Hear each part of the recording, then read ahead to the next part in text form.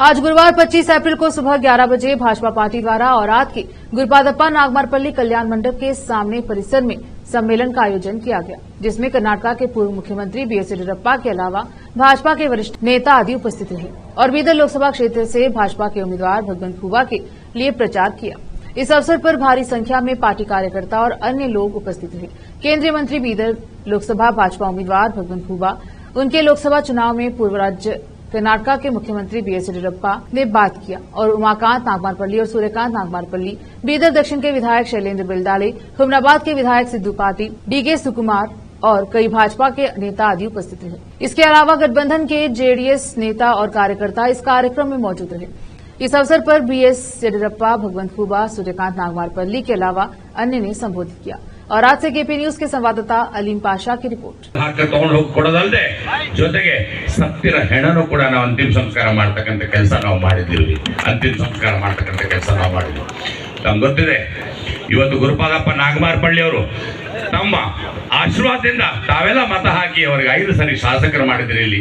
ಅದರಿಂದ ಅವರು ಗುರುಪಾದಪ್ಪ ನಾಗಮಾರಪಳ್ಳಿ ಅವರು ಇವತ್ತು ಇಡೀ ಡಿಸಿಸಿ ಬ್ಯಾಂಕ್ನ ಬರೀ ಬೀದರ್ ಜಿಲ್ಲೆ ಅಲ್ಲ, ಇಡೀ ದೇಶಕ್ಕೆ ಮಾದರಿ ಮಾಡಿದ್ರು. ಇವತ್ತು ಕೈ ಎತ್ತಿ ಹೇಳಿ, ಇವತ್ತು ಯಾವ ಊರಲ್ಲಿ ಸಂಘದ ಹೆಣ್ಮಕ್ಳಿದಾರ? ಕೈ ಎತ್ತಿ. ನಿಮ್ಮ ಊರಲ್ಲಿ ಸಂಘದ ಹೆಣ್ಮಕ್ಳಿದಾರ? जिस गांव में महिला का संघ का ये है, हाथ उठाइए, ಕೈ ಎತ್ತರಿ. ಅದು ಕೊಡುಗೆ ಯಾರ್ದಿದೆ ಗೊತ್ತಾ? ಗುರುಪಾದಪ್ಪ ನಾಗಮಾರಪಳ್ಳಿ ಅವ್ರ ಕೊಡುಗೆ ಇದೆ.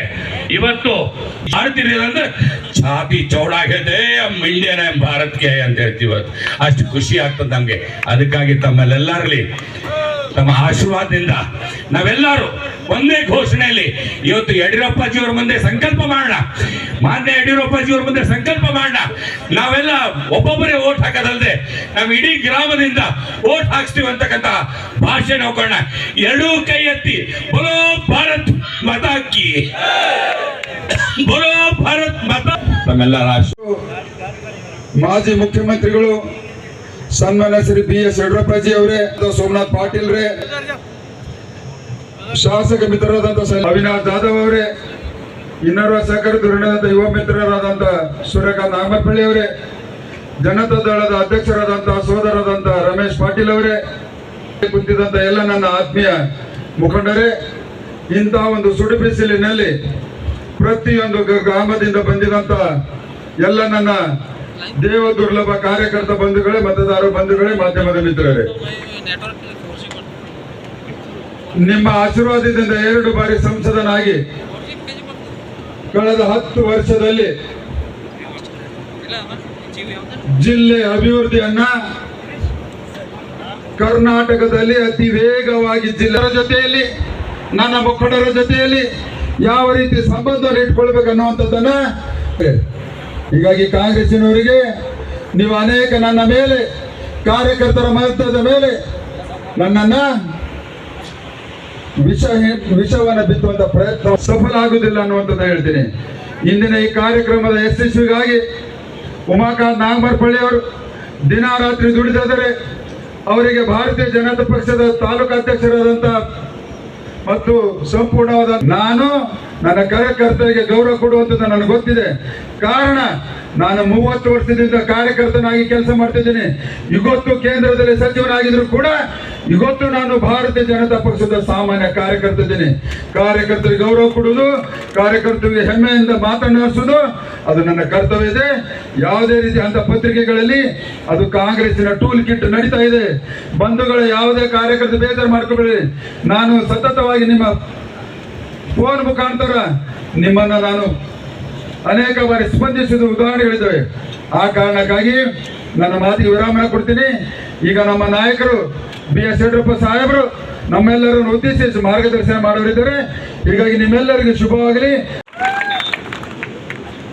NDA ಅಭ್ಯರ್ಥಿ ಭಗವಂತ ಖುಬಾ ಪರ ಮತಯಾಚೆಗೆ ನಾನು ಇಲ್ಲಿಗೆ ಬಂದಿದ್ದೇನೆ.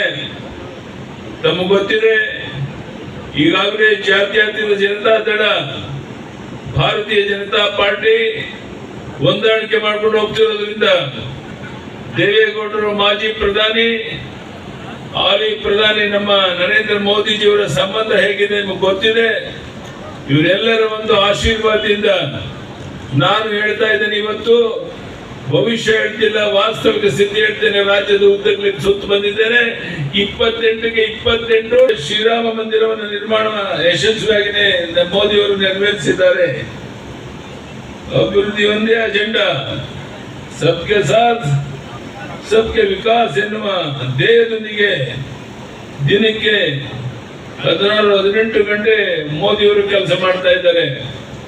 ಕಳೆದ 10 ವರ್ಷದಲ್ಲಿ ಒಂದು ದಿನ ವಿಶ್ರಾಂತಿ ತಗೊಳ್ದೇನೆ ಈ ದೇಶದ ಪರದೇಶಗಳಿಗೆ ಹೋಗಿ ಬಂದ ಮೇಲೂ ಸಹ ಇವತ್ತು ವಿಶ್ರಾಂತಿ ತಗೊಳ್ದೇನೆ ಕೆಲಸ ಮಾಡ್ತಿದ್ದ ಮೋದಿ, ನರೇಂದ್ರ ಮೋದಿ ನಮಗೆ ಆದರ್ಶ. ಅದಕ್ಕಾಗಿ ನಿಮ್ಮಲ್ಲಿ ಕೈ ಜೋಡಿಸಿ ಪ್ರಾರ್ಥನೆ ಮಾಡ್ತೇನೆ.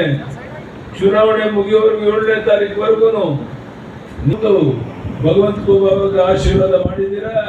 ನಿಮ್ಮೆಲ್ಲರ ಪ್ರೀತಿ ವಿಶ್ವಾಸ ಚುನಾವಣೆ ಮುಗಿಯುವವರೆಗೂ ಇರಬೇಕು. ಮನೆ ಮನೆಗೆ ಹೋಗಿ ಮತದಾರನ ಭೇಟಿ ಮಾಡಿ ಮತದಾನ ಕೇಂದ್ರ ಕರ್ಕೊಂಡ್ಬಂದು ಭಗವಂತ ಖೂಬಾ ಅವರನ್ನ ಗೆಲ್ಲಿಸೋದ್ರ ಮೂಲಕ ನಾವು ನಮ್ಮ ಕೆಲಸವನ್ನು ಮಾಡಬೇಕಾಗಿದೆ.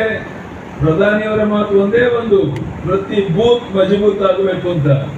ಪ್ರತಿ ಬೂತ್ ಅನ್ನ ಬಲಪಡಿಸಿದ್ರೆ